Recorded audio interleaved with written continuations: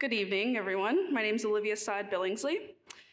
We at SCI-Arc NOMA are extremely honored to be co-hosting this lecture along with SCI-Arc tonight.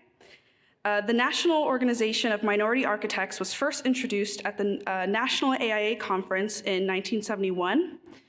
NOMA was initiated by 12 African-American architects that recognized the desperate need for an organization dedicated to the development and advancement of minority architects. At SCI-Arc, our prestige is based on revolutionary conversations that have a direct influence on the educational spectrum and the overall discourse in architecture and design.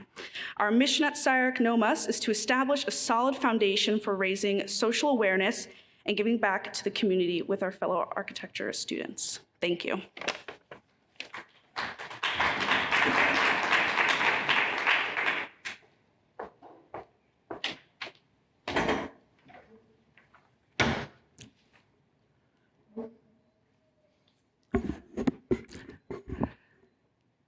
Anupama Kundoo's architecture could be superficially defined as vernacular, since her projects engage local construction methods, use traditional materials and resources from the area where they're located.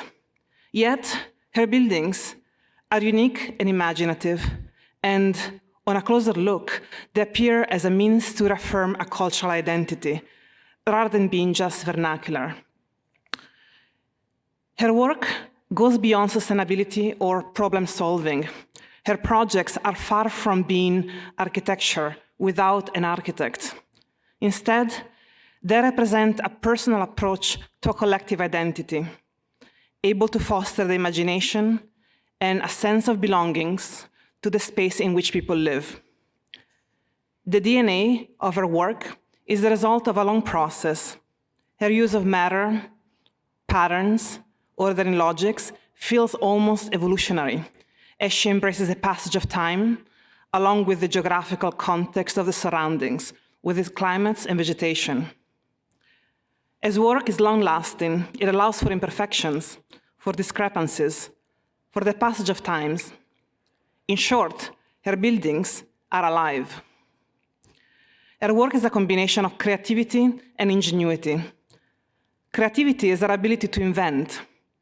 Ingenuity is our ability to solve difficult problems in original and personal ways. We all feel the human society deserves better. These are Anupama's words. Her basic design approach is to use waste materials, unskilled labor, and local communities. Her research wants to fulfill the universal human aspiration for refuge, for purpose and social engagement. Her work challenges materiality and consumption of finite natural resources alongside their impact on human well-being and human resourcefulness. Her architectural practice started in the 1990s. She has built extensively in India and also has worked, researched, and taught in a variety of cultural contexts across the world. In 2013, she received an honorable mention in the Arc Vision International Prize for Women in Architecture for her dedication when approaching the problem of affordability of consumption and sustainability in all aspects. The same year, she participated in the Biennale in Venice, directed by David Chipperfield. She's currently a professor at the Potsdam School of Architecture in Germany. She's the recipient of the 2021 Reba Charles Jenks Award for her contribution to architectural theory, and the 2021 Auguste Prize for Architectural Technology. Please join me in welcoming a fantastic speaker for tonight. Thank you.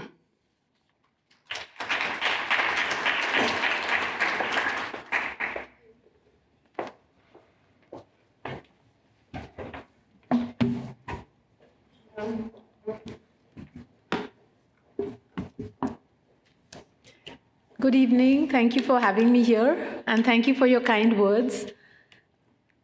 I would like to share with you being here today and also having this kind of a personal encounter as opposed to just giving a digital lecture. It's nice. Thank you all for having persuaded me to come all the way. It really makes a difference, I have to say.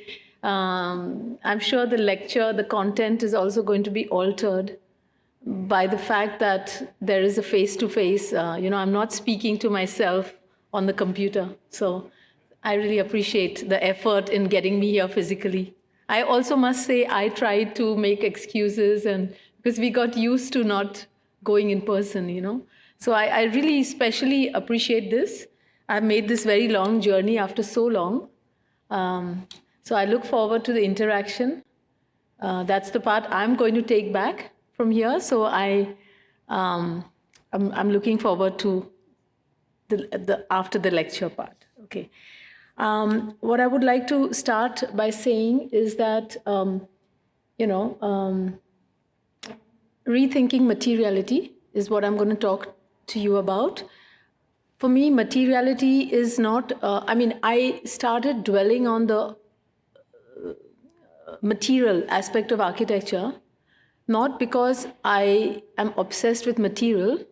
Actually, it's quite on the contrary. I think architectural design is in the negative space, the design of the void.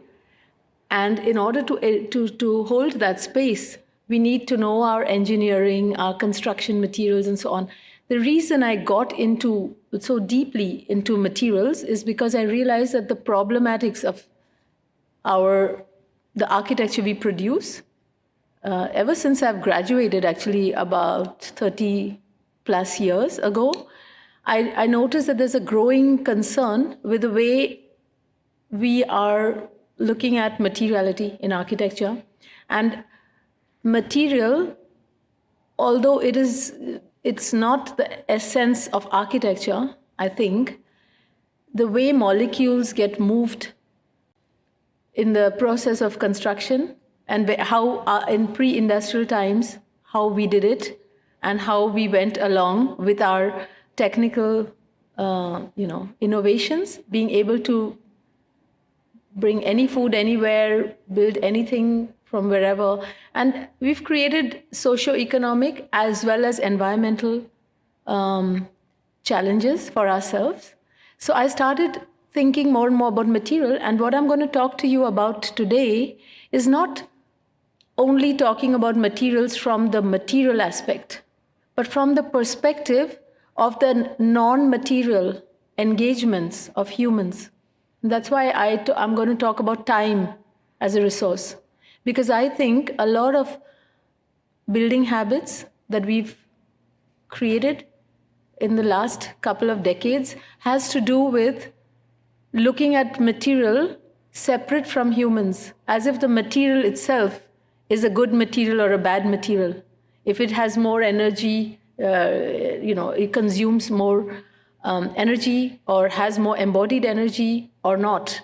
But actually, if you go down to the part where we become responsible, it is how human resources engage with natural resources. I want to talk about that with you. And I hope to have an interesting discussion around that. And that is the theory that I think the Charles Jenks Award recognized, is the fact that I made the point that natural resources are finite, but human resources are infinite. In the sense, our memory, our ingeniousness, our creativity, our, mental capacities, our muscular, capacities, everything. And starting with our time, the time we take or don't take to engage or not, the care we give or don't give because we don't have the time. I think I came to that conclusion over all these years of practice. I went from non-material, I went to material. I did a lot of extensive experiments and research, and I realized that it, again, is not about the material. The shift in material habits has to do with our human resources and resourcefulness. And for that, I want to, I'll be showing you a lot of technical things, but I would like you to also see it a little bit from my lens, where I'm talking about time as a resource, how humans use time or don't use time because they feel they don't have it. So I actually, if you could bear with me a moment, I'm going to just read a short text out of a paper that is going to, that I recently wrote on this topic. And then I'll go down to showing you a couple of projects that reflect those things. So this is a paper that I submitted it's a publication that's going to come from the Norman Foster Foundation Master Lectures, and this one is called Human Time as a Resource, 12 Strategies for Rethinking Urban Materiality. Architecture is the stage on which all human stories are lived out. Where once the stage was constructed by everyone, the stage today is almost exclusively constructed by professionals, virtually all of whom specialize in one trade or another. The growing economically motivated separation between professional builders on the one hand and users of the built environment on the other is socially and environmentally destabilizing. Ordinary human beings are losing their ability to participate in the construction of society's largest undertaking, the built environment. That loss is leading to a slow erosion of human skill, social and physical engagement, and individuality. Since the beginning of the Industrial Revolution, the construction and operation of the built environment has consumed natural resources at a rate that has exceeded global population growth. In too many cases, these resources have been wasted only to create urban ugliness. Technological advancement, standardized industrial processes, and our own unexamined belief systems and habits, especially those that have been promoted as saving time, reducing costs, or offering more comfort and amenities in our built environment, have delivered uneven benefits. I mean, across all the countries, we have the same kind of architecture, regardless of the climate. The same towers with all sides of the building have the same skin nowadays. And architecture, as if it is no longer a custom-made, process-driven product, but a standardized one. Those are the things I'm talking about. So, losing that kind of aesthetic diversity is its own unique form of ugliness, as if all human stories are the same. Why have the purported gains from technological advancement not resulted in housing that is more broadly accessible? What should we do about the conflict between our desire to improve living conditions for all of humanity versus the unsustainable trends in resource consumption? And what of all the largest losses of all? Our skills, our capacity to think, and our sense of purpose and belonging.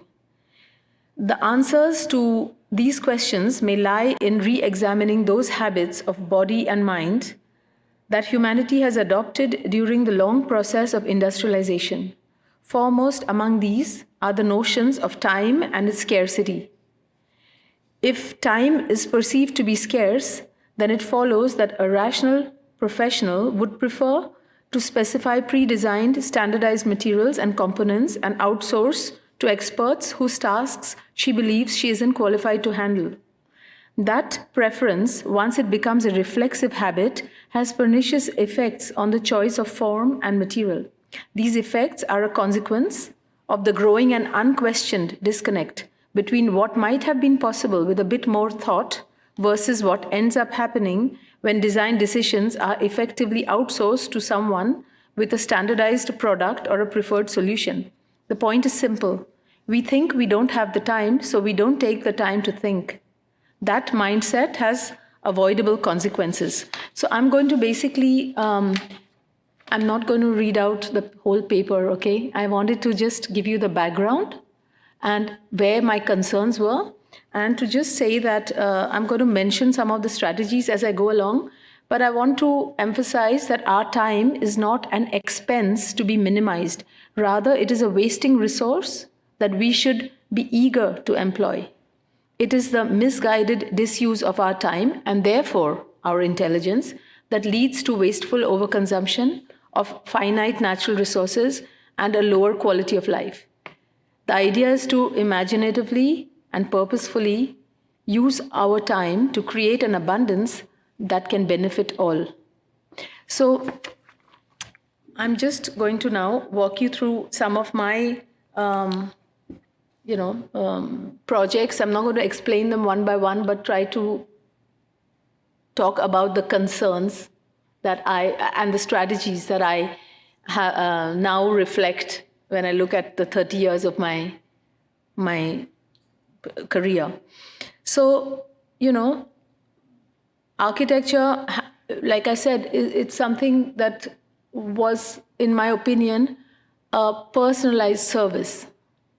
And every project used to be researched and every architect did it their way. And it's just like the difference between going to Starbucks and having a standardized but a good coffee and know what to expect, and the local cafe who knows you and, and your own hairdresser and so on. Architecture has lost that kind of directness. And I think if you look at architecture pre-industrial times, you could see the directness of the material and its application. We humans have built with whatever they had. And I still believe that despite all these technological advances, we are not reducing, we are not getting really efficient with that because somehow before industrialization, we used our knowledge to build bigger spans. We expressed with the same materials which were next to us. We had sophisticated buildings or we had more common buildings according to whether the architecture had to be iconic or common. And the luxury was not in importing a certain marble from somewhere or having a fetish about the material itself. It was about how it was crafted, the amount of time people gave. And the people of a place learned and actually evolved through the making of what was with whatever was around them, and not only in architecture, with everything. And I think that I do believe that what we make makes us. So if we stop making, what else are we losing is like another whole question that I have often reflected. I mean, we built with ice, we built with, in a desert where you don't have wood, you built the form. Sometimes it's a form, sometimes it's a technology, sometimes it's a construction that has kept on advancing. And we have gone from there to a certain kind of standardized architecture, which you see there in the background.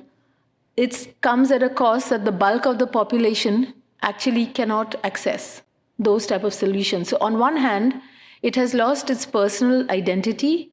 So even though you pay a huge amount that you can't afford, after that, you still don't like it.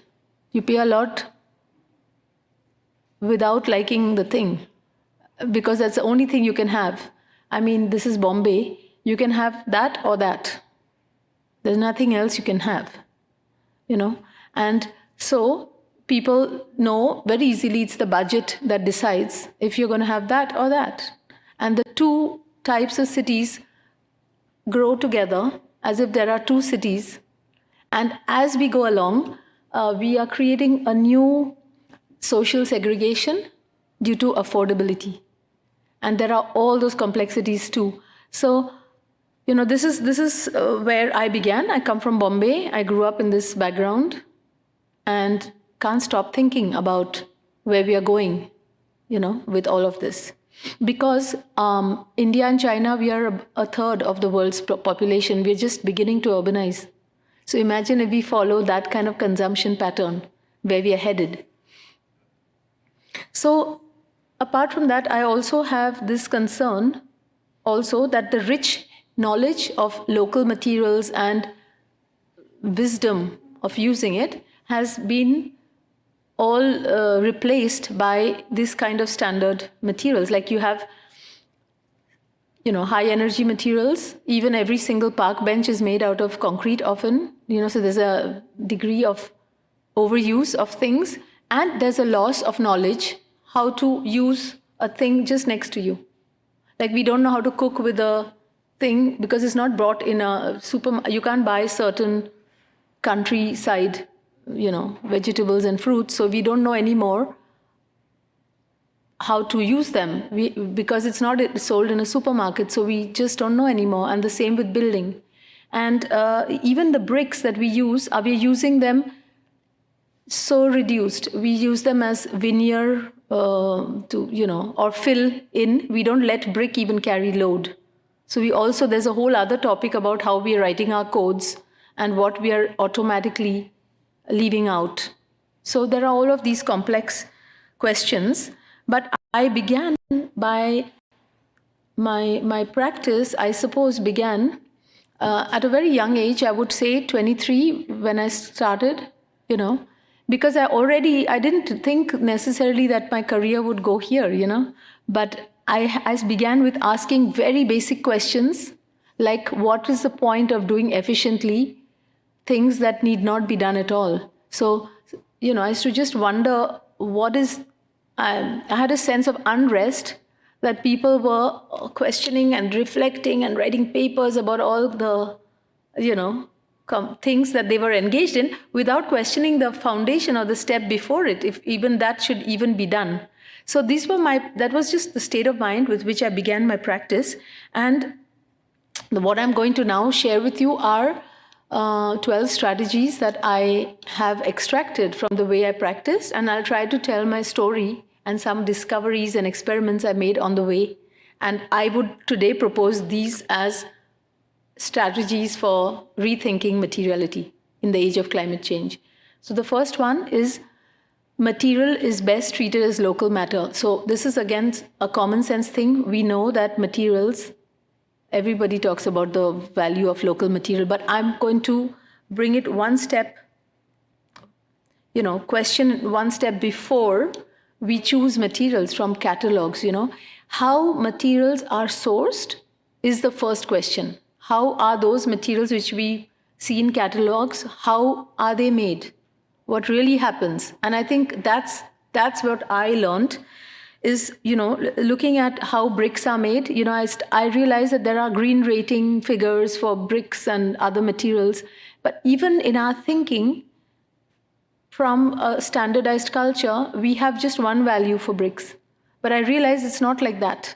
If you look at the qualitative energy and so on, whether you get bricks from a locally made brick kiln or from a factory to get a very high quality clay and for that little extra 20% strength and neatness, it comes at a high environmental price. But in our method of even green ratings, we don't seem to consider the whole range of bricks you can get, whether it is laid robotic, or whether it's made in the way that a lot of bricks still get made in Africa and India, where the way of making the brick is that the oven is the pile of bricks itself. It's quite clever, actually, when you think about it, how the stack is put together and how bricks are fired inside the brick stack itself. That is the oven. And when you finish baking it,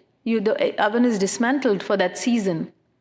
I started discovering these are little things that, because I went deep into questioning basic assumptions again and again, and I found out certain things. For instance, and that's what I mean by local material is also the local building culture. And I have not tried to repeat on. There are reasons why this have gone out of use. So I don't have a nostalgic approach to that vernacular reference, that I feel like I don't want the wisdom to be gone. I want to understand and compare and then rethink. So, these bricks that are made, I observed in local brick kilns, they are even the people who are making these are probably rice farmers, for instance. They also grow the the thing that, you know, casuarina, that they grow the wood for building scaffolding, and the thinnings get chopped in the right season.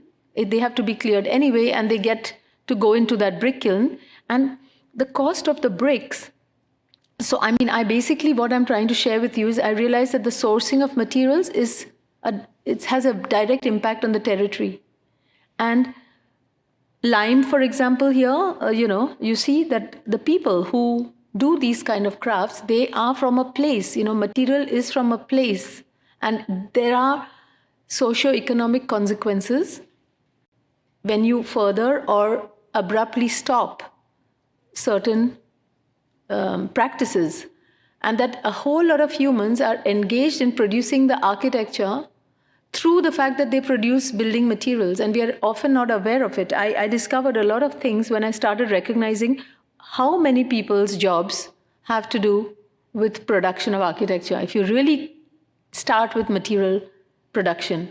And so, you know, if overnight we have started using Portland cement, and there are whole communities who get out of overnight, get displaced, and they don't have there is an inertia, you know, their children haven't got the skills to slide into another so-called modern life. So there are all these imbalances. So when I started using, say, local materials in my work, I noticed that there's a lot of resistance, and it's, as I said, often appears to be expensive to use the thing from your own site. So because of the kind of economy, I know all of this is going to change in the next couple of decades. So it's good to, you know, look at all of this from scratch, I feel. And so my first early years had to do with understanding, like when I used stone, whether they are extracted from certain quarries or other ones. In this case, some in the same country, people are still hand extracting stone too.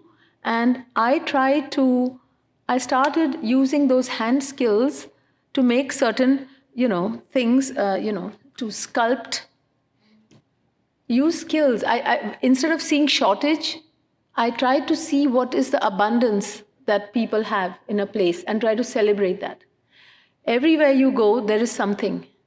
And if you look at it from a point of view of a standard building habit, you can see the deficit. But if you look at it from a certain perspective of abundance, you notice what kind of enormous skills people have that you would have not recognized, or that there is materials that you hadn't considered.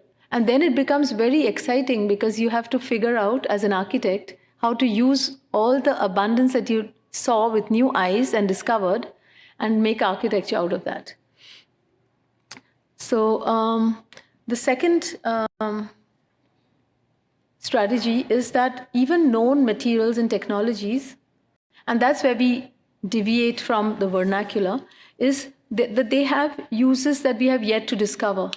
And I saw the value in experimenting boldly. I think, you know, up until, I think historically till Bauhaus, you know, all those theories had to do with the material and with the technology and the way we were producing architecture. And I think there's a lot of scope in our generation to be able to really experiment boldly and not leave the material out of our theories, because that's where a lot of things have gone wrong, where a lot of habits exist that we need to review, and they're not serving us, perhaps.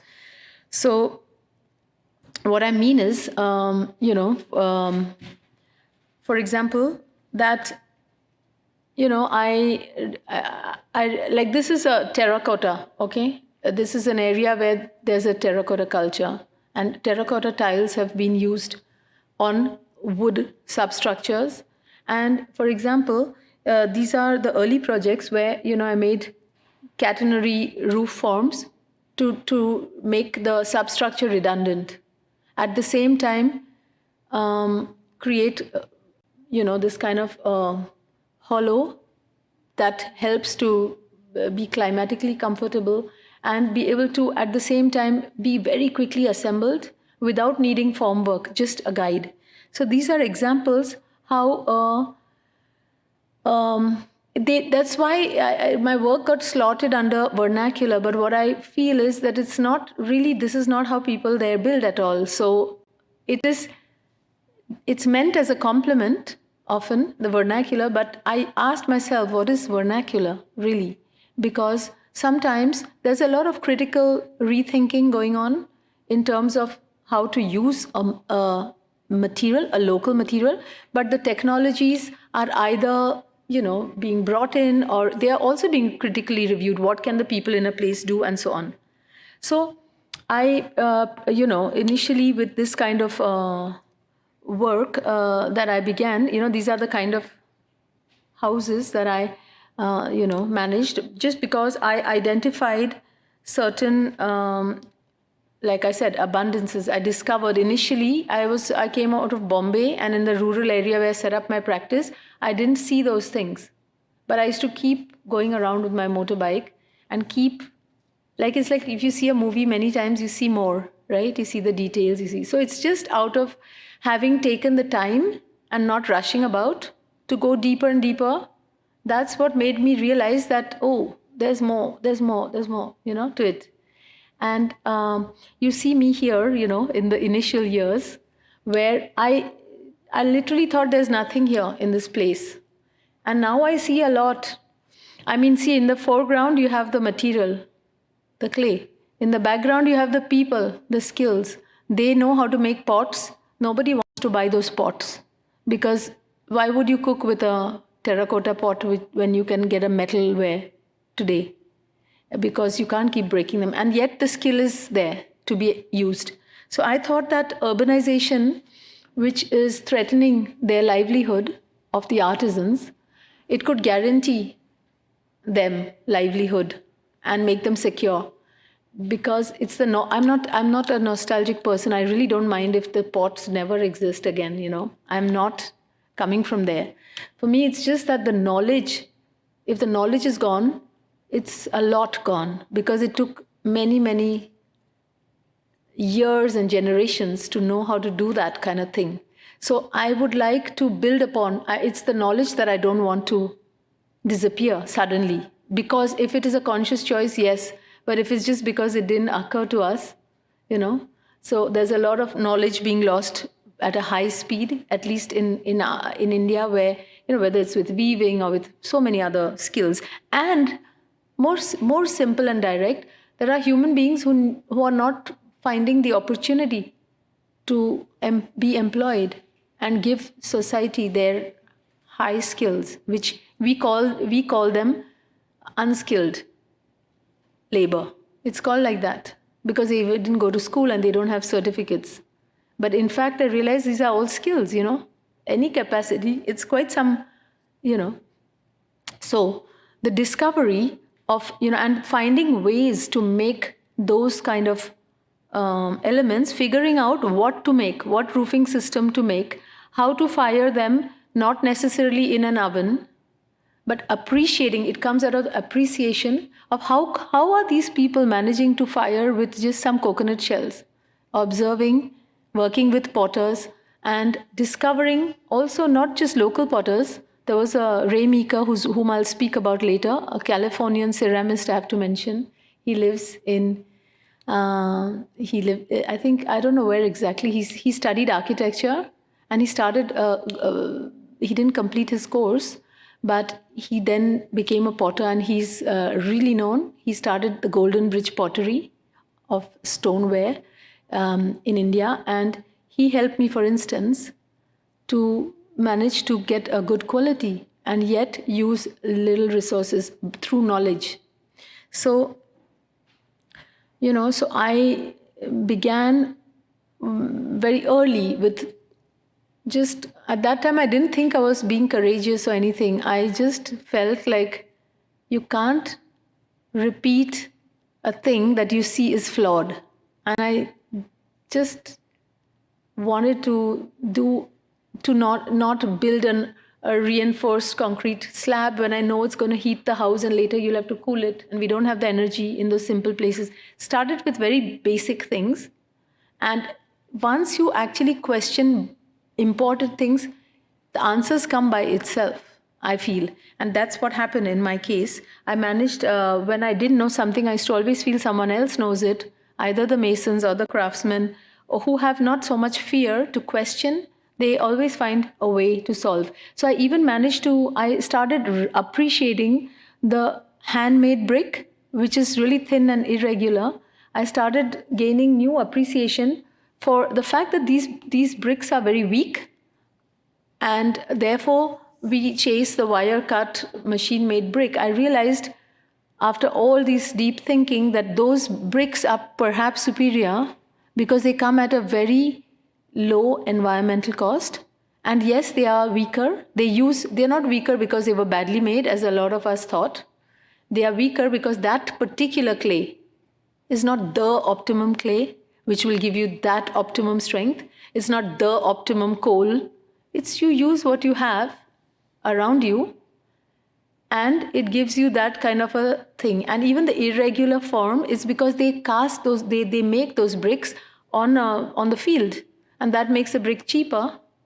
And because they don't have any big infrastructure. And the good thing is, when you're not making the brick, the field becomes just again a field. There's not a big factory there with people having to work in those kind of conditions. So there were so many complex things that the more I understood, the more I started appreciating.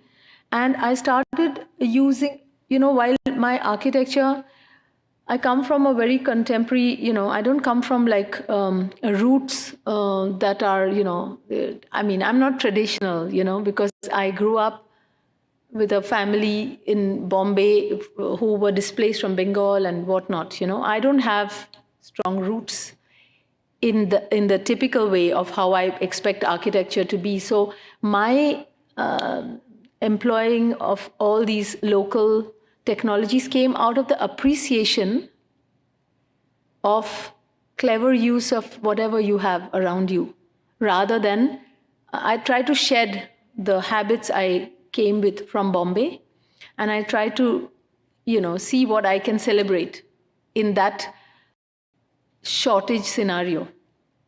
And then all this architecture resulted. I figured out how to make these joints, how to make geometrically those irregularities not look so irregular, not design each and every brick bond and be a control freak, but let the craftsmen do, but give them some principles. And I started that way, and I gradually went on to even being able to design systems. And I was very into doing roofing systems initially. This is the typical pot that they used for cooking rice, which I felt like they don't have a market for. And I managed to even use those. Once you befriend a community and you start working with one product, your ideas keep coming in. I did this. These are lost shuttering, lost form work to be able to create waffle slabs, etc.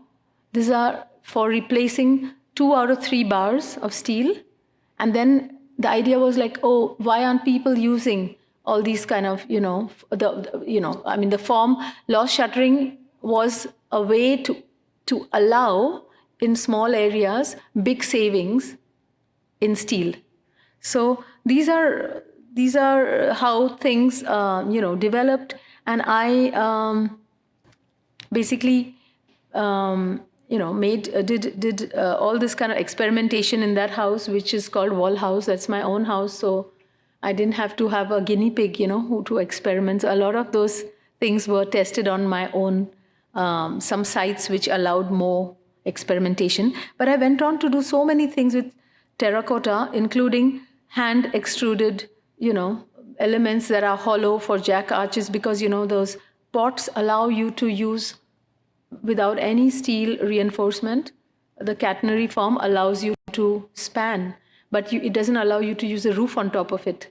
So the form is limiting, and sometimes you need to use a roof. So these are partly prefabricated elements. So, then there were those filler slabs and so on. So what I'm trying to say with this is that the second strategy was that known materials and technologies still have a lot more potential if we were to experiment boldly. So this is all part of the wall house, and you can see, those granite slabs I've used in finishing, trying not to get ceramic industrial tiles just for one bathroom habitually, to have to import all those things from big cities. So these were all the result of that. The third strategy is that even vernacular architecture has to be, I think, re-examined with our new, the new eyes, that we are, new evaluations, So old can be gold.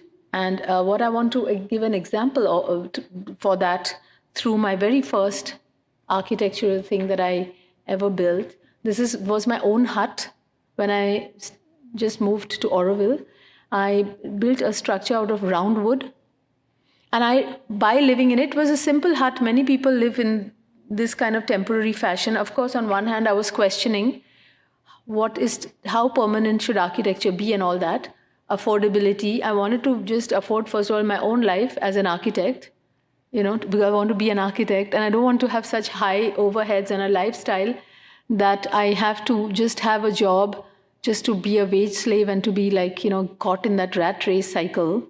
So I wanted to liberate first and foremost my own time, and I thought I'll just live simply like many people did. But in the building of this house, what I really discovered, and that's what I want to talk about in vernacular architecture, these are the kind of thought processes I want to discuss, is that if you use round wood as opposed to timber, you can save a lot of time. When I talk about time as a resource, I discovered this is the most important thing I discovered about this kind of temporary structures, that the wood has its properties and it remains wood if it's a round wood or it's a rectangular cut thing. In fact, almost a circular hole has a better cross section that is, easier. Just for the sake of making it easy for us to use, standardized, the rectangular section is easier, much easier. It means that the tree has to perhaps be 25 years old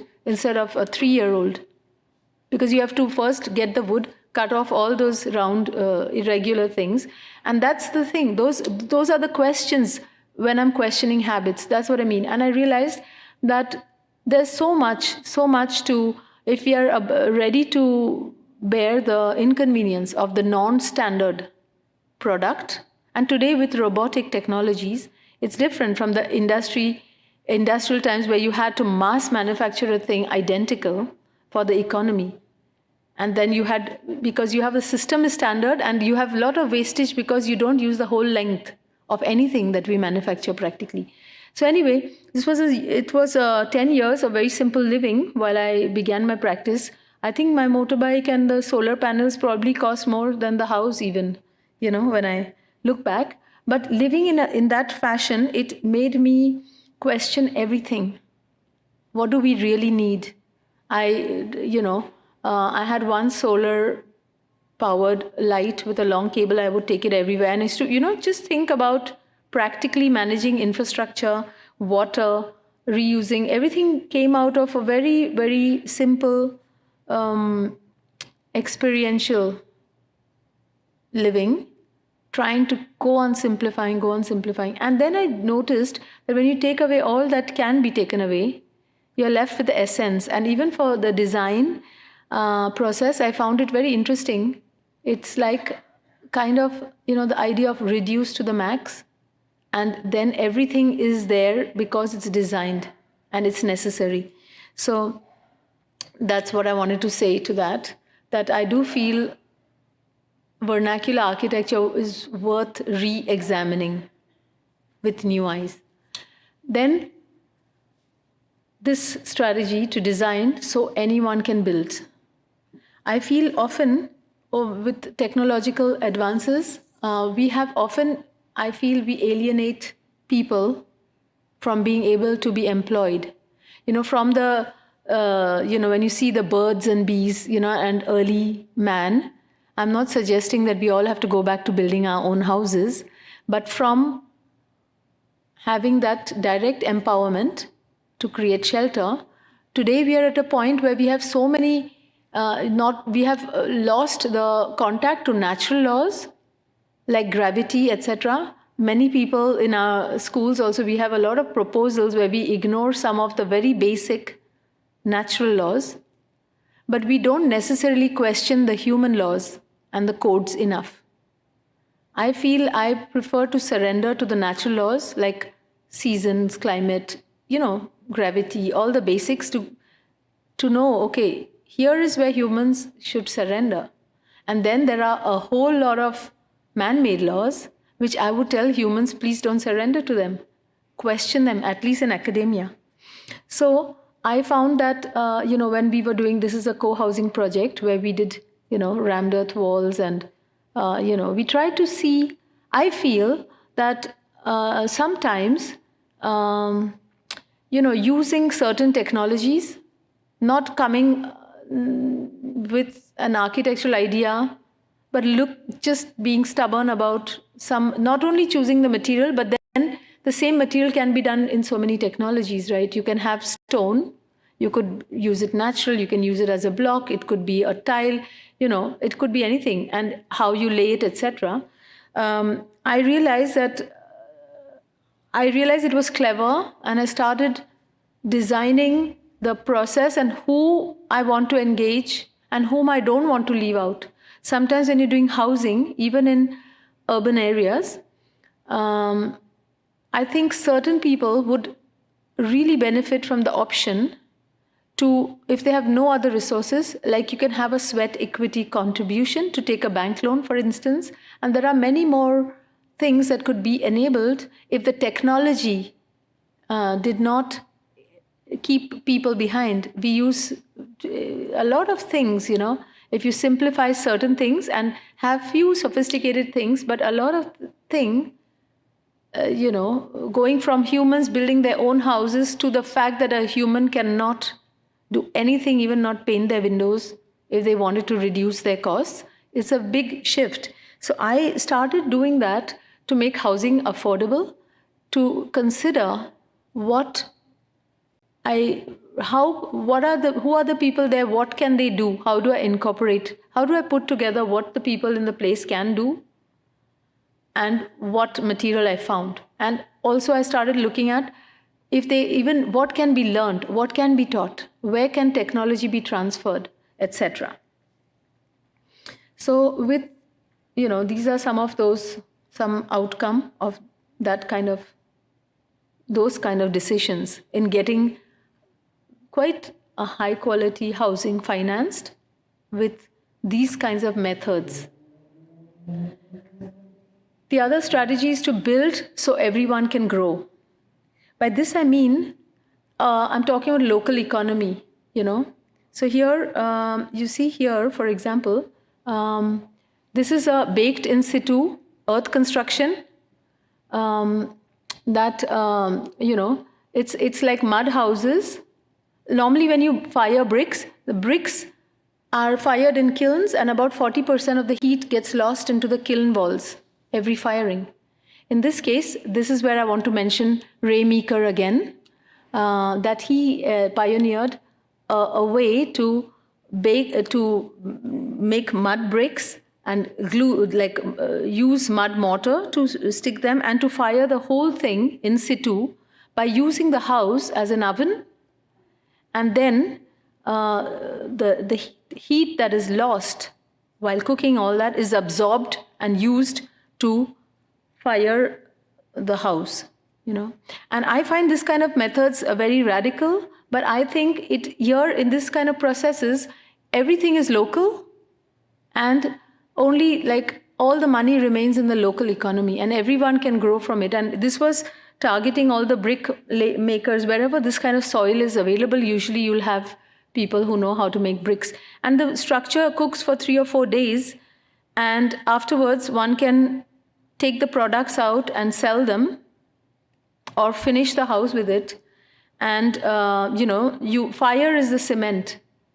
Because you use just earth to glue the whole thing. So I found it very interesting, but mostly from that point of view of how you create local economy through producing whether it is wash basins, toilets, ceramic tiles. There's so much ceramic in architecture that there's a whole lot of potential there as well. Even this project were homes for homeless children, and it was, it used broken ceramic tiles to waterproof it. Then there is the strategy to reduce embodied energy. So here I want to just run through my research on ferrocement. Instead of using concrete everywhere with big steel diameter bars, I'm advocating or trying to use very thin chicken mesh and doing a lot of material research also with natural fibers, etc., as a potential future material for the future of even using cement. And there are so many new thinkings, there's so many new reflections on how to reduce the impact of cement as well. But these are an example of modular construction for homes where ferrocement units, because they are only an inch thick, so you need to use the form to give strength. So I'm trying to build many more square meters with much less materials. So that's the strategy for saving embodied energy. And in these kind of things, the pigments also embedded into the cement. And most of these elements, I'm trying to develop them in a manner that masons can make them in the backyards of their homes rather than collect them from factories, so that everybody's kind of empowered to learn. You can make very small pieces big enough that 4 people can carry them and make a housing out of it. So this is at the Venice Architecture Biennale, where I had put a toilet unit as well on the side. You can see what this very thin material can do. But even in this research, this is in a Berlin lab where the Indian masons have gone to do this load test. You can see what concrete would have done and how ferrocement doesn't break but is ductile. And I think there's a lot of properties that are interesting for seismic, for the future thing, and I've been anticipating for disaster relief and so on. So I feel ferrocement is a material I am really looking at with a lot of potential, and I'm continuously trying to research it, And this is, for example, in the case you want to do in situ construction instead of prefabricated, because it's just an inch thick, I'm trying to work with origami crease patterns and cast it on carton. This is already in 2014, where we weren't using that much of, this material, which can be easily recycled. So, you can collapse these forms, and the mesh that you're going to make the house with can also be collapsed and opened up at the site of disaster relief. These are just prototypes for nobody in particular that I try to research every year when I try to do something in full scale to figure out. So this is built in 1:2 scale to test how that works. This is how the shelter could be constructed. It takes 4 days to make this. So that's ferrocement, it's all the research and the need to research in, and all the potential to make cement also more fun. So then there is a section on trash as unimagined treasure. I have been looking at urban waste as a very playful material, particularly to do with students. Sometimes we don't have the budget. We want to do one-to-one experiments. And I've been just taking whatever's you find in the garbage, or even books and things are a big source of urban waste, actually, magazines and so on. So we've been exploring. This is a sofa that we had made, but also canopies, and things like this one was for a pavilion. Sometimes we have to do temporary pavilions for 4 to 6 months. This is in Barcelona. It was called Library of Lost Books. And I tried to use the vernacular technology of packing ham and olives, vacuum packing. It's a household machine there in Spain. So I had taken all the old books from the same. This is a filmoteca. Upstairs there's a library with all the books that would have gone for pulping or they get burnt. It's also expensive to discard books. And I've made these structures because I think that not only is it fun, it's thought-provoking, but it's also why buy materials for 3 or 4 months, you know? So I try to engage students in the making, looking at materials like books or any other Tetra Pak or whatever it is, not because I think the future should be built with these materials, but it's just because I think if you do a 1-week workshop or a 3-day workshop, and you've looked at real materials, real scale, you know, if you look at a brick, if you look at a book with new eyes, you'll go back and look at a brick with new eyes, because you have to ask. You have no details how to build with a book. You just have to play around. So that's the reason I'm also doing this, to give my students, especially in the developed country context, to have some opportunity to play with materials and technologies and design them and be innovative. Also in the process of construction, in form work, there's a lot of opportunity to reuse materials. Almost anything. I think architecture has great potential to capture waste permanently. And that's what I've been trying to do, you know, broken chai cups, etc. Here is a simple point here that good enough is perfect. There's so much over-design. I think alone if we use more knowledge and save over-design, you would, be, saving quite a bit, I think. Even this is a 100% concrete building, but the form work is made with ferrocement, and that leads to, like, these kind of efficient beams were only possible because the form work is a loss-shattering ferrocement element, but it lands up saving 50 cubic meters of concrete. From 125, we used finally only 75. And I think if we take time to make several designs till we reach that kind of efficiency, I think that's also a material strategy I'm using, to save material. So the other strategy is to really encourage embodied learning, to have experiential learning, and to think while you use your hands. So a lot of these workshops that I'm just going to show you, these have got students, trying out different things.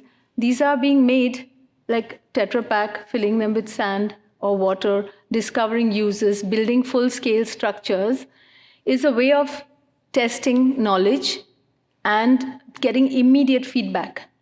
And therefore, I think the method and the process is also important, because that's a lot of these things would not have been enabled if our hands were left out of the equation. The making would be left out of the equation. So even when the Wall House was rebuilt in the Venice Architecture Biennale, it was, we did this full scale there. But it was also done with the intention of getting my students to be able to have the opportunity to to learn so many things from working one-to-one. So I think real scale, real materials, real place, and real people, it's very easy to create this encounter so that it comes back within a design studio. To plug in a week of hands-on helps get that kind of immediate feedback, that students were able to build something. Again, here it was designed to be able to be made by not only specialists, and learn all sides of it. And now I'm not going to be explaining those points, the next two, because it has been covered in the other examples I showed, but I just want to mention that the human scale is, to save the human scale, is a very important thing for me. And I think because a lot of things have, like the priority to, through our processes, machines have been prioritized, and the machine scale has crept in to such an extent that humans are not feeling well oriented.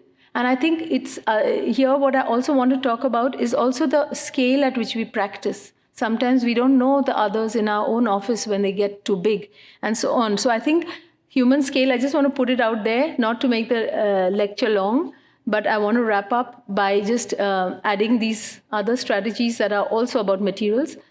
Here what I said, if you develop what is in abundance, it will extend the life of what is finite. We don't have to use that there is a shortage of. And by this I also mean extend what is finite is natural resources. Develop what is plentiful is human resources.